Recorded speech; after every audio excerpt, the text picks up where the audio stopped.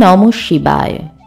বন্ধুরা, ঈশ্বর আমাদের সঙ্গে সবসময় সম্পর্ক বজায় রাখেন এবং প্রত্যেক মুহূর্তে আমাদের চারদিকে থাকেন, কিন্তু এতটা পরিমাণে আমাদের পাশে থাকার পরও আমাদের তার উপস্থিতি সম্পর্কে বিশ্বাস হয় না।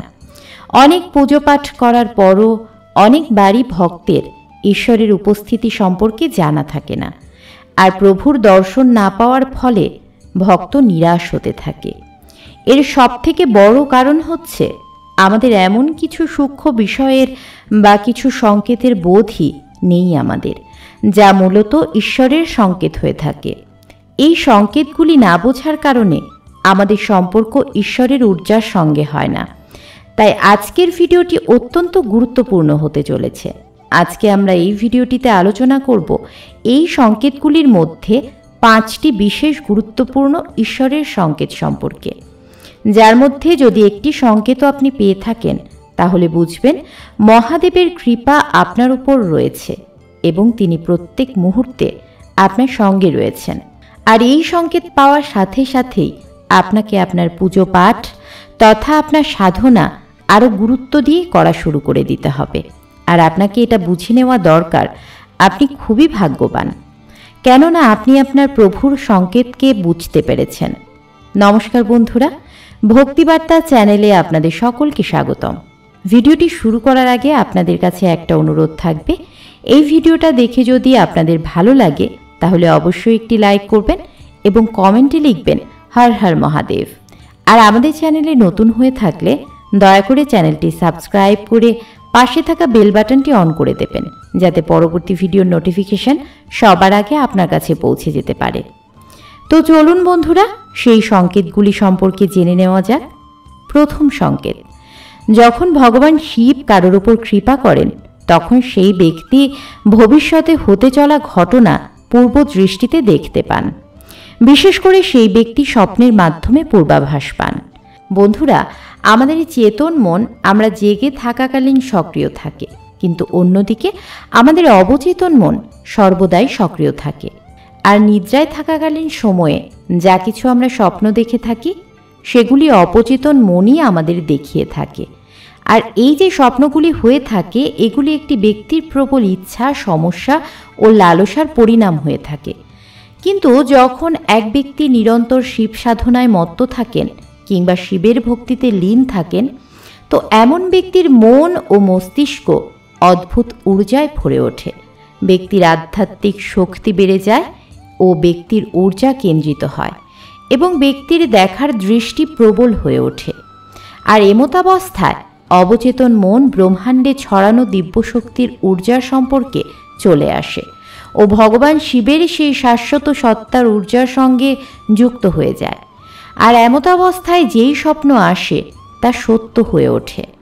ভগবান শিবের মতো এমন পরম শক্তির সঙ্গে যুক্ত হওয়ার পর যে সকল স্বপ্ন ব্যক্তি দেখেন, আর বিশেষ করে যে সকল স্বপ্ন ব্রহ্ম মুহূর্তে ব্যক্তি দেখে থাকেন, সেটা ভবিষ্যতের পূর্বাভাস হয়ে থাকে।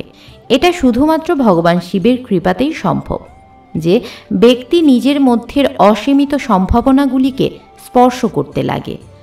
আর এরকম পূর্বাভাস ব্যক্তির শুধু স্বপ্নতে নয়, বরং যে কোনো সময়ই হতে পারে, যা সাধারণ চেতনা দ্বারা অনুভব করা একদমই অসম্ভব। তো বন্ধুরা, এটা হলো শিব কৃপার গুরুত্বপূর্ণ একটি সংকেত। দ্বিতীয় সংকেত, ভগবান শিবের কৃপার দ্বিতীয় সংকেত হলো যেই বাণী আপনি বলে থাকেন না কেন তা সত্য হয়ে ওঠে। বিশেষ করে আপনি যখন ধ্যান মুহূর্তে রয়েছেন, তো সেই সময় মনে যদি কোনো আকস্মিক বিচার এসে বসে কিংবা ধ্যান করার পরেই যদি আপনি কিছু বলে থাকেন, তা বাস্তবে ঘটিত হয়ে থাকে। এটাও শিব কৃপার বড় একটি সংকেত।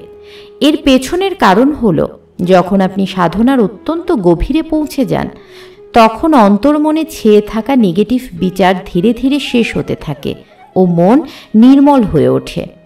আপনার শরীরের চক্র, বিশেষ করে আজ্ঞা চক্র, অনাহত চক্র ও বিশুদ্ধ চক্র জাগরুক হয়ে ওঠে এবং ঈশ্বরীয় ঊর্জায় সক্রিয় হয়ে যায়।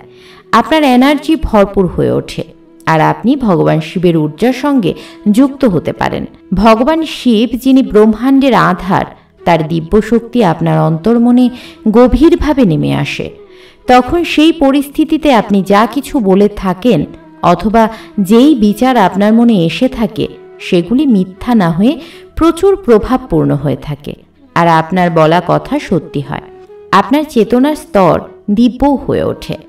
চেতনার এই স্তর যখনই দিব্য হয়ে ওঠে তখন সেই ব্যক্তি শিব ধ্যানে লীন হয়ে যায় ও শিব ভক্তিতে সম্পূর্ণ ডুবে যায়। তৃতীয় সংকেত।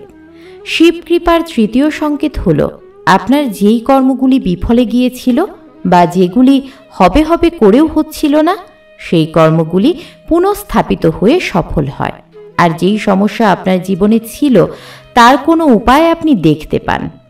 বন্ধুরা, সকল ব্যক্তির জীবনে অনেক সমস্যা ও অনেক চ্যালেঞ্জ হয়ে থাকে, আর অনেকবার রাস্তা এমন খারাপ হয়ে থাকে সেই সময় ব্যক্তি কি করবে তা বুঝে উঠতে পারে না। আর এমতাবস্থায় যদি ভগবান শিবের কৃপা সেই ব্যক্তির উপর থাকে তবে ভগবান শিব কোনো না কোনো রাস্তা অবশ্যই দেখাবেন। আর এমনটা বেশি যখন হয় যখন আপনি শিব ভক্তিতে লীন থাকেন, তখন হঠাৎ করেই আপনার মাথায় এমন বিচার আসে যা আপনার সমস্যার সমাধানের সঙ্গে যুক্ত থাকে, আর সেই সমস্যা থেকে বের হওয়ার কোনো না কোনো রাস্তা আপনি অবশ্যই পান। এছাড়াও ভগবান শিবের কৃপার ফলে কিছু সংকেত আপনি এমনও পান যেগুলি আপনার সমস্যা থেকে আপনাকে বাইরে নিয়ে আসবে। এটা শুধুমাত্র ভোলানাথের কৃপার জন্যই সম্ভব। যখন আপনার সমস্যা সমাধানের পথ আপনি পান তখন আপনার জীবন আরও সরল হয়ে ওঠে। চতুর্থ সংকেত। শিবকৃপার চতুর্থ সংকেত হল আপনার ঘুম ব্রহ্ম মুহূর্তেই ভাঙতে থাকবে বা ওই ব্রহ্ম মুহূর্তেই আপনার চোখ খুলে যাবে। বন্ধুরা, ব্রহ্ম মুহূর্ত এমন একটি দিব্য মুহূর্ত যেই সময় সকল পরম সত্তা তথা পজিটিভ শক্তিগুলি পুরো ব্রহ্মাণ্ডে ছড়িয়ে থাকে। এমন সময় যদি ব্যক্তির ঘুম প্রতিদিনই আপনা থেকেই ভেঙে থাকে তাহলে এটা কোনো সাধারণ কথা নয়। এটা সংকেত বহন করে যে আপনি ভগবান শিবের ঊর্জার সঙ্গে যুক্ত হয়েছেন, আর ব্রহ্ম মুহূর্তে দিব্য শক্তির আওয়াজ আপনার কানে পৌঁছায়, যার ফলে আপনার চোখ খুলে যায়। এমন হলে আপনাকে খুব শীঘ্রই বুঝে নেওয়া উচিত ভগবানের আশীর্বাদ আপনার উপর রয়েছে। আপনাকে সেই সময়টি ঘুমিয়ে একেবারেই নষ্ট করা উচিত নয়, বরং ঈশ্বরীয় ইচ্ছাটিকে বুঝে নিয়ে এই সময়টির পুরো লাভ উঠিয়ে নিন আপনি, আর ভগবানের ভক্তিতে নিজেকে সঁপে দিন। পঞ্চম সংকেত।